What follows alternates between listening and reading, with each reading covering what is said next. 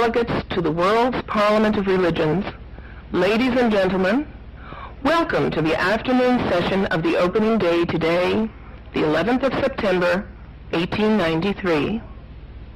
We now introduce you to Swami Vivekananda from India and request him to address us. Swami Vivekananda.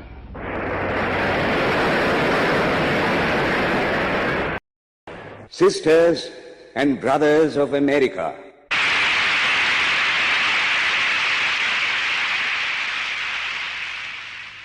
it fills my heart with joy unspeakable to rise in response to the warm and cordial welcome which you have given us. I thank you in the name of the most ancient order of monks in the world. I thank you in the name of the Mother of Religions, and I thank you in the name of the millions and millions of Hindu people of all classes and sects. My thanks also to some of the speakers on this platform who, referring to the delegates from the Orient, have told you that these men from far-off nations may well claim the honor of bearing to different lands the idea of toleration. I am proud to belong to a religion which has taught the world both tolerance and universal acceptance. We believe not only in universal toleration, but we accept all religions as true. I am proud to belong to a nation which has sheltered the persecuted and the refugees of all religions and all nations of the earth. I am proud to tell you that we have gathered in our bosom the purest remnant of the Israelites who came to southern India and took refuge with us in the very year in which their holy temple was shattered to pieces by Roman tyranny. I am proud to belong to the religion which has sheltered and is still fostering the remnant of the grand Zoroastrian nation. I will quote to you, brethren, a few lines from a hymn which I remember to have repeated from my earliest boyhood, which is every day repeated by millions of human beings. As the different streams, having their sources in different places, all mingle their water in the sea, so, O Lord, the different paths which men take through different tendencies, various though they appear, crooked or straight, all lead to Thee. The present convention, which is one of the most august assemblies ever held, is in itself a vindication, a declaration to the world of the wonderful doctrine preached in the Gita. Whosoever comes to me, through whatsoever form, I reach him. All men are struggling through paths which in the end lead to me. Sectarianism, bigotry, and its horrible descendant, fanaticism, have long possessed this beautiful earth. They have filled the earth with violence, drenched it often and often with human blood, destroyed civilization, and sent whole nations to despair. Had it not been for these horrible demons, human society would be far more advanced than it is now.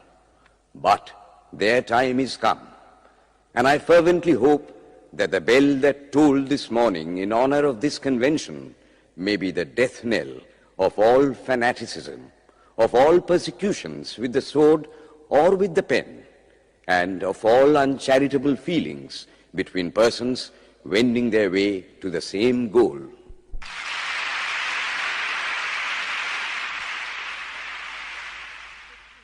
Ladies and gentlemen, on the agenda for today, the 15th of September, 1893, a galaxy of eminent speakers are scheduled to address us, and it gives us great pleasure to once again invite Swami Vivekananda to speak.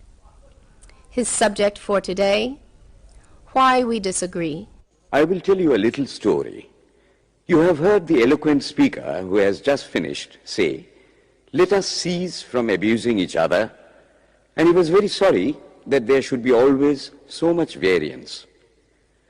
But I think I should tell you a story which would illustrate the cause of this variance. A frog lived in a well. It had lived there for a long time. It was born there and brought up there, and yet was a little small frog. Of course, the evolutionists were not there then to tell us whether the frog lost its eyes or not, but for our story's sake, we must take it for granted that it had its eyes, and that it every day cleansed the water of all the worms and bacilli that lived in it with an energy that would do credit to our modern bacteriologists. In this way, it went on and became a little sleek and fat. Well, one day, another frog that lived in the sea came and fell into the well. "Where are you from?" "I am from the sea." "The sea? How big is that? Is it as big as my well?" And he took a leap from one side of the well to the other. "My friend," said the frog of the sea, "how do you compare the sea with your little well?" Then the frog took another leap and asked, "Is your sea so big?" "What nonsense you speak, to compare the sea with your well." "Well then," said the frog of the well, "nothing can be bigger than my well. There can be nothing bigger than this. This fellow is a liar, so turn him out." That has been the difficulty all the while. I am a Hindu. I am sitting in my own little well and thinking that the whole world is my little well. The Christian sits in his little well and thinks the whole world is his well. The Mohammedan sits in his little well and thinks that is the whole world. I have to thank you of America for the great attempt you are making to break down the barriers of this little world of ours, and hope that in the future the Lord will help you to accomplish your purpose.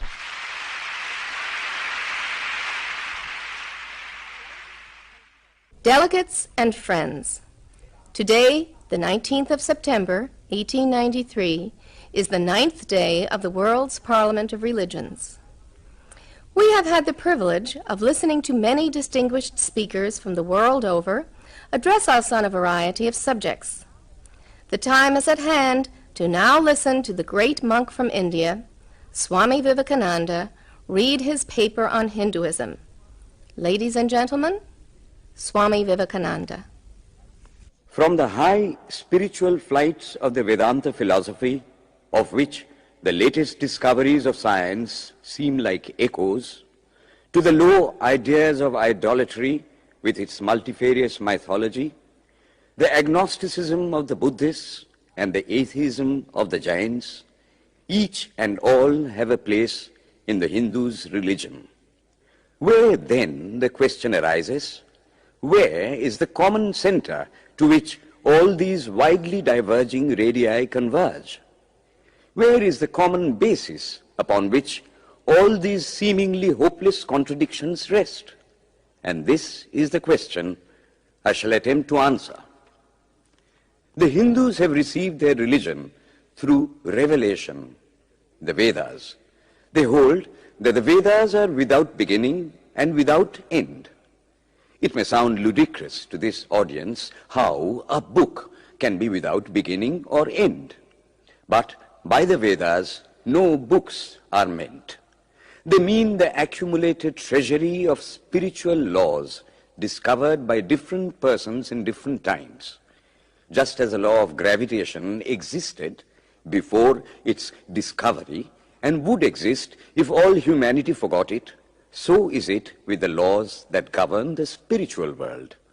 The moral, ethical, and spiritual relations between soul and between individual spirits and the Father of all spirits were there before their discovery and would remain even if we forgot them.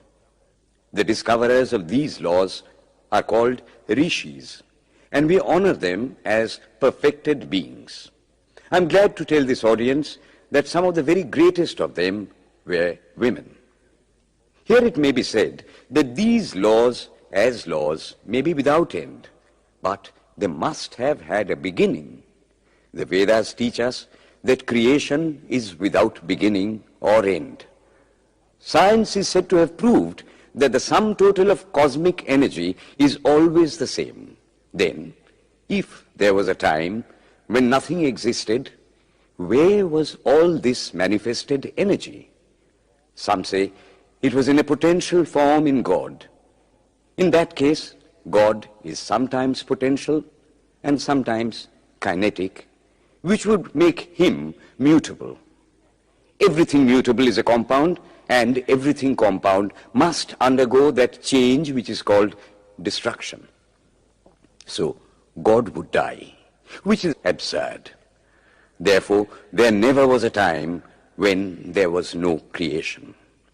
If I may be allowed to use a simile, creation and creator are two lines without beginning and without end, running parallel to each other.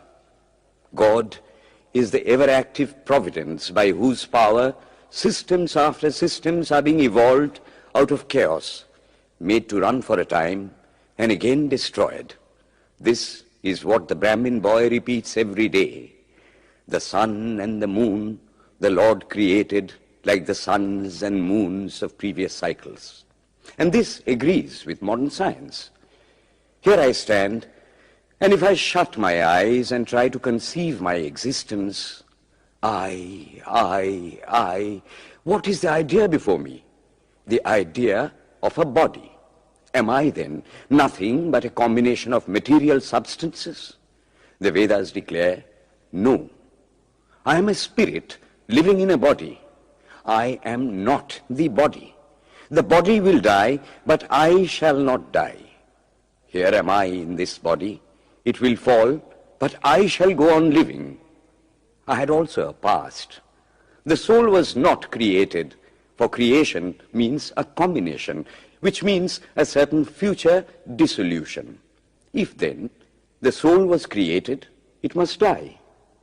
Some are born happy, enjoy perfect health with beautiful body, mental vigor, and all wants supplied.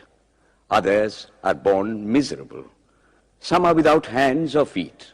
Others again are idiots and only drag on a wretched existence. Why, if they are all created, why does a just and merciful God create one happy and another unhappy? Why is he so partial? Nor would it mend matters in the least to hold that those who are miserable in this life will be happy in a future one. Why should a man be miserable even here in the reign of a just and merciful God? In the second place, the idea of a creator God does not explain the anomaly, but simply expresses the cruel fiat of an all-powerful being. There must have been causes then, before his birth, to make a man miserable or happy, and those were his past actions. Are not all the tendencies of the mind and the body accounted for by inherited aptitude? Here are two parallel lines of existence, one of the mind, the other of matter. If matter and its transformations answer for all that we have, there is no necessity for supposing the existence of a soul. But it cannot be proved that thought has been evolved out of matter. And if a philosophical monism is inevitable, spiritual monism is certainly logical and no less desirable than a materialistic monism. But neither of these is necessary here. We cannot deny that bodies acquire certain tendencies from heredity, but those tendencies only mean the physical configuration through which a peculiar mind alone can act in a peculiar way. There are other tendencies peculiar to a soul caused by his past actions, and a soul with a certain tendency would, by the laws of affinity, take birth in a body which is the fittest instrument for the display of that tendency. This is in accord with science, for science wants to explain everything by habit, and habit is got through repetitions. So, repetitions are necessary to explain the natural habits of a newborn soul, and since they were not obtained in this present life, they must have come down from past lives. There is another suggestion. Taking all these for granted, how is it that I do not remember anything of my past life? This can be easily explained. I am now speaking in English. It is not my mother tongue. In fact, no words of my mother tongue are now present in my consciousness. But let me try to bring them up. And they rush in. That shows that consciousness is only the surface of the mental ocean, and within its depths are stored up all our experiences. Try and struggle. They would come up, and you would be conscious even of your past life. This is direct and demonstrative evidence. Verification is the perfect proof of a theory, and here is the challenge thrown to the world by the rishis. We have discovered the secret by which the very depths of the ocean of memory can be stirred up. Try it, and you would get a complete reminiscence of your past life. So then, the Hindu believes that he is a spirit. Him the sword cannot pierce, him the fire cannot burn, him the water cannot melt, him the air cannot dry. Is nowhere but whose center is located in the body, and that death means the change of the center from body to body. Nor is the soul bound by the conditions of matter. In its very essence, it is free, unbounded, holy, pure, and perfect. But somehow or other, it finds itself tied down to matter and thinks of itself as matter. Why should the free, perfect, and pure being be thus under the thraldom of matter is the next question.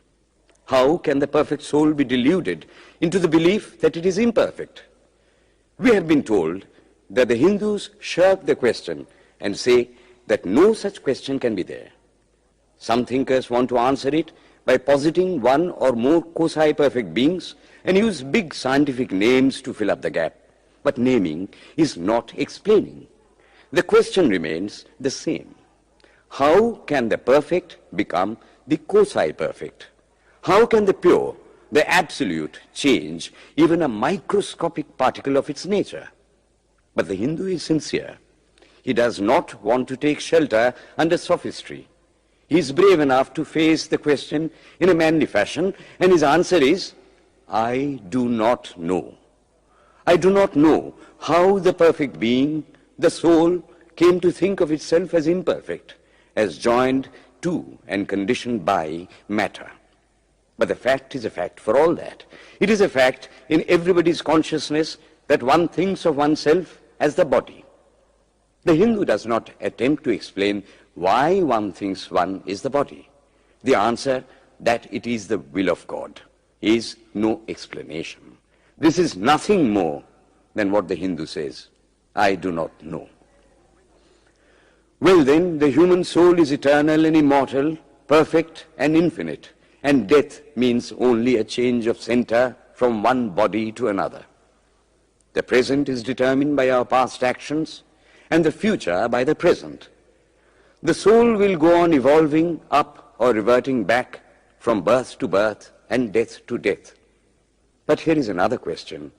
Is man a tiny boat in a tempest, raised one moment on the foamy crest of a billow and dashed down into a yawning chasm the next, rolling to and fro at the mercy of good and bad actions, a powerless, helpless wreck in an ever-raging, ever-rushing, uncompromising current of cause and effect, a little moth placed under the wheel of causation, which rolls on, crushing everything in its way, and waits not for the widow's tears or the orphan's cry?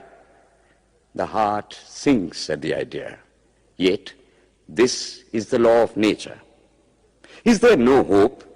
Is there no escape? Was the cry that went up from the bottom of the heart of despair. It reached the throne of mercy, and words of hope and consolation came down and inspired a Vedic sage, and he stood up before the world and in trumpet voice proclaimed the glad tidings.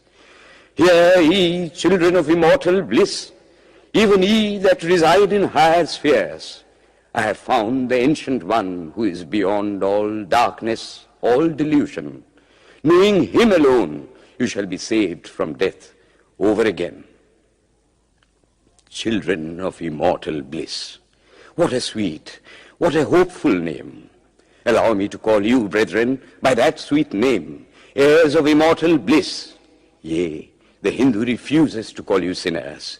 We are the children of God, the sharers of immortal bliss, holy and perfect beings. Ye divinities on earth, sinners. It is a sin to call a man so. It is standing libel on human nature. Come up, O lions, and shake off the delusion that you are sheep. You are souls immortal, spirits free, blessed and eternal. Ye are not matter, ye are not bodies. Matter is your servant, not you the servant of matter. Thus it is that the Vedas proclaim not a dreadful combination of unforgiving laws, not an endless prison of cause and effect, but that at the head of all these laws, in and through every particle of matter and force stands one, by whose command the wind blows, the fire burns, the clouds rain, and death stalks upon the earth. And what is his nature? He is everywhere, the pure and formless one, the Almighty and the All-Merciful. Thou art our Father, thou art our Mother, thou art our beloved friend, thou art the source of all strength. Give us strength. Thou art he that beareth the burdens of the universe. Help me bear the little burden of this life. Thus sang the rishis of the Vedas. And how to worship him?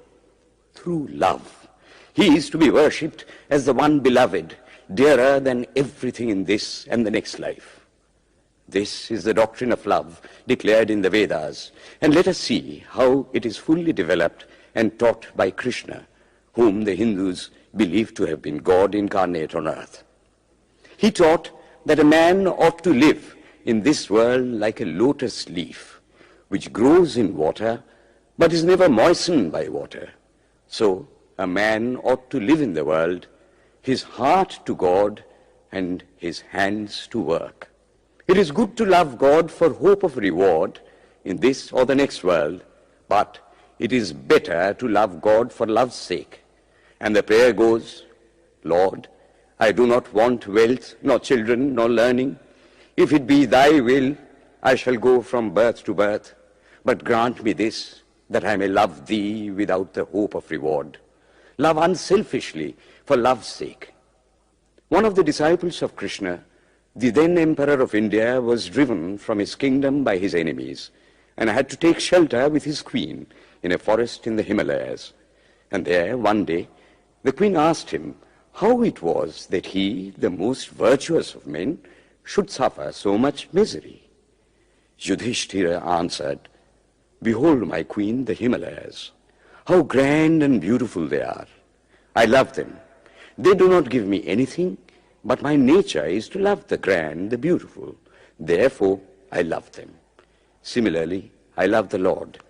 He is the source of all beauty, of all sublimity. He is the only object to be loved. My nature is to love him, and therefore I love. I do not pray for anything. I do not ask for anything. Let him place me wherever he likes. I must love him for love's sake. I cannot trade in love. The Vedas teach that the soul is divine, only held in the bondage of matter. Perfection will be reached when this bond will burst, and the word they use for it is, therefore, mukti, freedom. Freedom from the bonds of imperfection, freedom from death and misery. And this bondage can only fall off through the mercy of God, and this mercy comes on the pure. So, purity is the condition of his mercy. How does that mercy act? He reveals himself to the pure heart. The pure and the stainless see God. Yea, even in this life. Then and then only, all the crookedness of the heart is made straight. Then all doubt ceases. He is no more the freak of a terrible law of causation. This is the very center, the very vital conception of Hinduism. The Hindu does not want to live upon words and theories.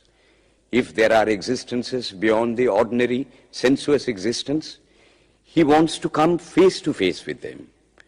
If there is a soul in him which is not matter, if there is an all-merciful universal soul, he will go to him direct. He must see him, and that alone can destroy all doubts. So, the best proof a Hindu sage gives about the soul, about God, is, I have seen the soul, I have seen God. And that is the only condition of perfection. The Hindu religion does not consist in struggles and attempts to believe a certain doctrine or dogma, but in realizing, not in believing, but in being and becoming. Thus, the whole object of their system is by constant struggle to become perfect, to become divine, to reach God and see God. And this reaching God, seeing God, becoming perfect, even as the Father in heaven is perfect, constitutes the religion of the Hindus. And what becomes of a man when he attains perfection? He lives a life of bliss infinite. He enjoys infinite and perfect bliss, having obtained the only thing in which man ought to have pleasure, namely God, and enjoys the bliss with God. So far, all the Hindus are agreed. This is the common religion of all the sects of India. But then, perfection is absolute, and the absolute cannot be two or three. It cannot have any qualities. It cannot be an individual. And so, when a soul becomes perfect and absolute, it must become one with Brahma, and it would only realize the Lord as the perfection, the reality of its own nature and existence, the existence absolute, knowledge absolute, and bliss absolute.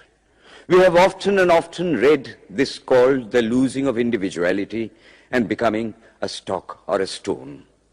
He jests at scars that never felt a wound. I tell you, it is nothing of the kind. If it is happiness to enjoy the consciousness of this small body, it must be greater happiness to enjoy the consciousness of two bodies, the measure of happiness increasing with the consciousness of an increasing number of bodies, the aim, the ultimate of happiness being reached when it would become a universal consciousness. Therefore, to gain this infinite universal individuality, this miserable little prison individuality must go. Then alone can death cease when I am one with life. Then alone can misery cease when I am one with happiness itself. Then alone can all error cease when I am one with knowledge itself. And this is the necessary scientific conclusion. Science has proved to me that physical individuality is a delusion, that really my body is one little continuously changing body in an unbroken ocean of matter, and Advaita, or unity, is the necessary conclusion with my other counterpart, soul. Science is nothing but the finding of unity. As soon as science would reach perfect unity, it would stop from further progress, because it would reach the goal. Thus, chemistry could not progress farther when it would discover one element out of which all others could be made. Physics would stop when it would be able to fulfill its services in discovering one energy of which all the others are but manifestations. And the science of religion become perfect when it would discover Him who is the one life in a universe of death, Him who is the constant basis of an ever-changing world, one who is the only soul of which all souls are but delusive manifestations. Thus is it, through multiplicity and duality, that the ultimate unity is reached. Religion can go no farther. This is the goal of all science. All science is bound to come to this conclusion in the long run. Manifestation and not creation is the word of science today. And the Hindu is only glad that what he has been cherishing in his bosom for ages is going to be taught in more forcible language and with further light from the latest conclusions of science. Descend we now from the aspirations of philosophy to the religion of the ignorant. At the very outset, I may tell you that there is no polytheism in India. In every temple, if one stands by and listens, one will find the worshippers applying all the attributes of God, including omnipresence, to the images. It is not polytheism, nor would the name henotheism explain the situation. The rose, called by any other name, would smell as sweet. Names are not explanations. The tree is known by its fruits. When I have seen amongst them that are called idolaters, men, the like of whom, in morality and spirituality and love, I have never seen anywhere, I stop and ask myself, can sin beget holiness? Superstition is a great enemy of man, but bigotry is worse. Why does a Christian go to church? Why is the cross holy? Why is the face turned toward the sky in prayer? Why are there so many images in the Catholic Church? Why are there so many images in the minds of Protestants when they pray? My brethren, we can no more think about anything without a mental image than we can live without breathing. By the law of association, the material image calls up the mental idea and vice versa. This is why the Hindu uses an external symbol when he worships. He will tell you it helps to keep his mind fixed on the being to whom he prays. He knows, as well as you do, that the image is not God, is not omnipresent. After all, how much does omnipresence mean to almost the whole world? It stands merely as a word, a symbol. Has God superficial area? If not, when we repeat that word omnipresent, we think of the extended sky or of space. That is all. As we find that somehow or other, by the laws of our mental constitution, we have to associate our ideas of infinity with the image of the blue sky or of the sea, so we naturally connect our idea of holiness with the image of a church, a mosque, or a cross. The Hindus have associated the ideas of holiness, purity, truth, omnipresence, and such other ideas with different images and forms. But with this difference, that while some people devote their whole lives to their idol of a church and never rise higher, because with them religion means an intellectual assent to certain doctrines and doing good to their fellows, the whole religion of the Hindu is centered in realization.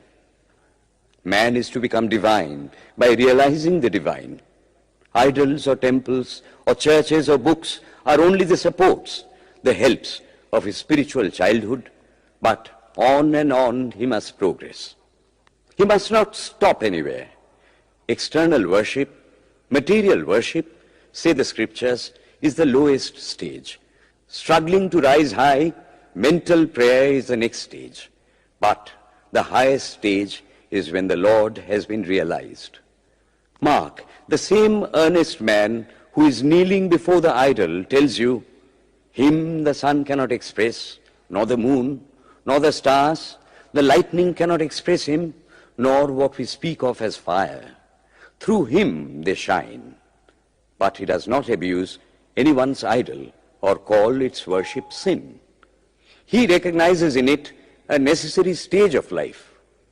The child is father of the man. Would it be right for an old man to say that childhood is a sin or youth is a sin?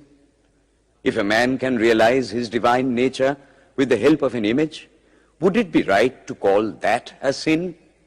Nor, even when he has passed that stage, should he call it an error.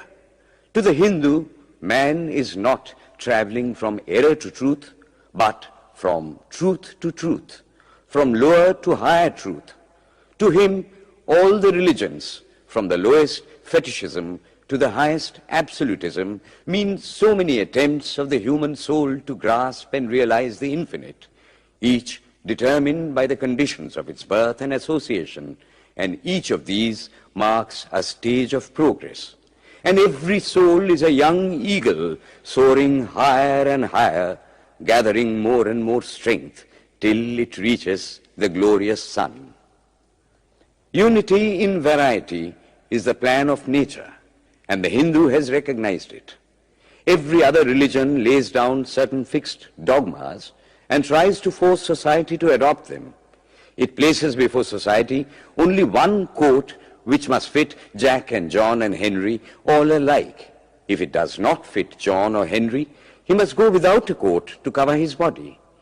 The Hindus have discovered that the absolute can only be realized or thought of or stated through the relative, and the images, crosses and crescents are simply so many symbols, so many pegs to hang spiritual ideas on.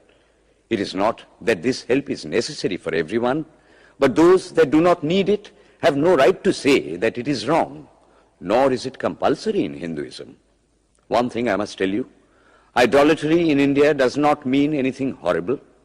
It is not the mother of harlots. On the other hand, it is the attempt of undeveloped minds to grasp high spiritual truths. The Hindus have their faults, they sometimes have their exceptions, but mark this, they are always for punishing their own bodies and never for cutting the throats of their neighbors.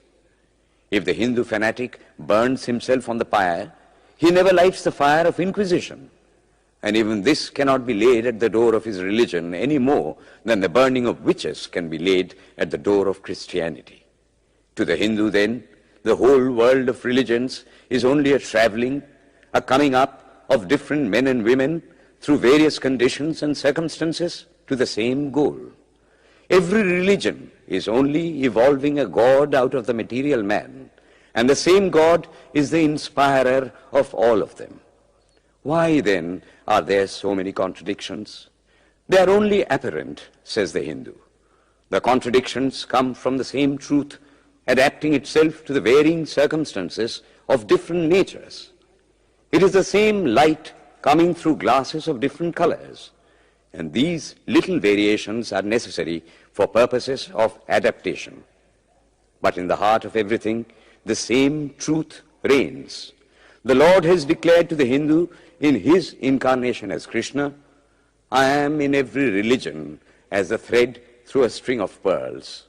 Wherever thou seest extraordinary holiness and extraordinary power raising and purifying humanity, know thou that I am there. And what has been the result? I challenge the world to find throughout the whole system of Sanskrit philosophy any such expression as that the Hindu alone will be saved and not others. Says Vyasa, we find perfect men even beyond the pale of our caste and creed.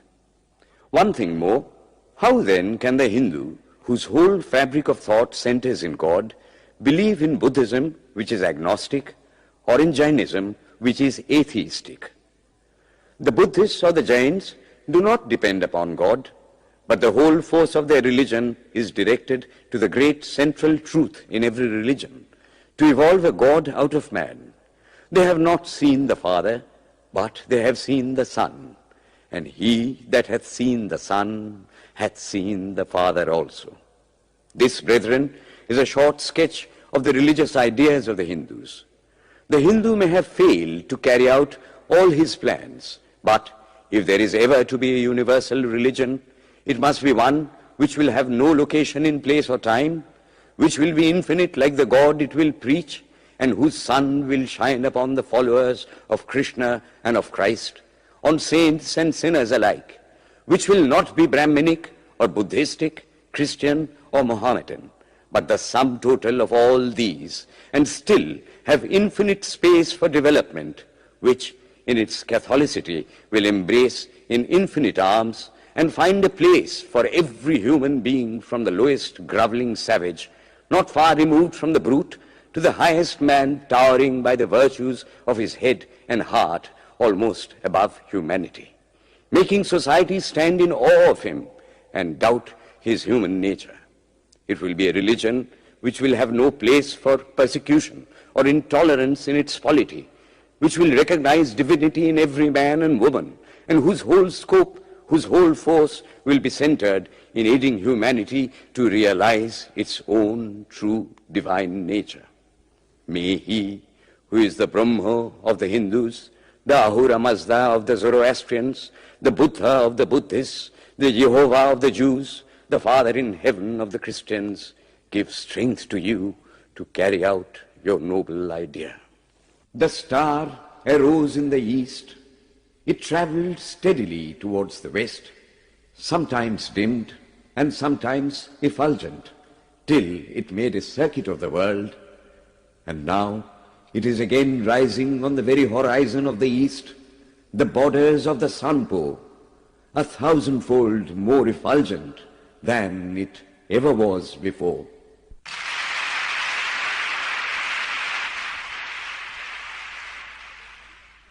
Today, the 26th of September, 1893, is the penultimate day of this Parliament of Religions at Chicago. We have listened to engrossing discourses on the religions and theologies of the participating countries in these past 2 weeks. In continuing this series, Swami Vivekananda will now speak on Buddhism, the fulfillment of Hinduism. The religion of the Hindus is divided into two parts, the ceremonial and the spiritual. The spiritual portion is specially studied by the monks. In that, there is no caste. A man from the highest caste and a man from the lowest may become a monk in India, and the two castes become equal. In religion, there is no caste. Caste is simply a social institution. When Buddha was teaching, Sanskrit was no more the spoken language in India. It was then only in the books of the learned. Some of Buddha's Brahmin disciples wanted to translate his teachings into Sanskrit, but he distinctly told them, "I am for the poor, for the people. Let me speak in the tongue of the people." And so, to this day, the great bulk of his teachings are in the vernacular of that day in India. Whatever may be the position of philosophy, whatever may be the position of metaphysics, so long as there is such a thing as death in the world, so long as there is such a thing as weakness in the human heart, so long as there is a cry going out of the heart of man in his very weakness, there shall be a faith in God. Let us then join the wonderful intellect of the Brahmin with the heart, the noble soul, the wonderful humanizing power of the great Master.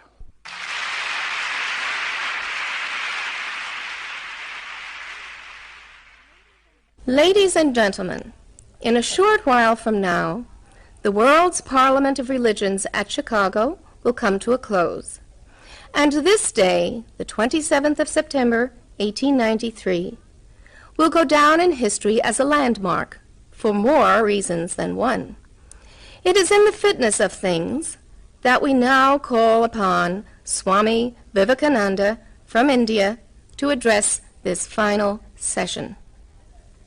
The world's Parliament of Religions has become an accomplished fact, and the merciful Father has helped those who labored to bring it into existence and crown with success their most unselfish labor.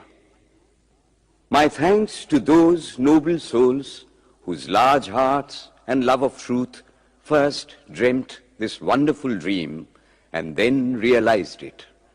My thanks to the shower of liberal sentiments that has overflowed this platform. My thanks to this enlightened audience for their uniform kindness to me and for their appreciation of every thought that tends to smooth the friction of religions. A few jarring notes were heard from time to time in this harmony. My special thanks to them, for they have, by their striking contrast, made the general harmony the sweeter. Much has been said of the common ground of religious unity.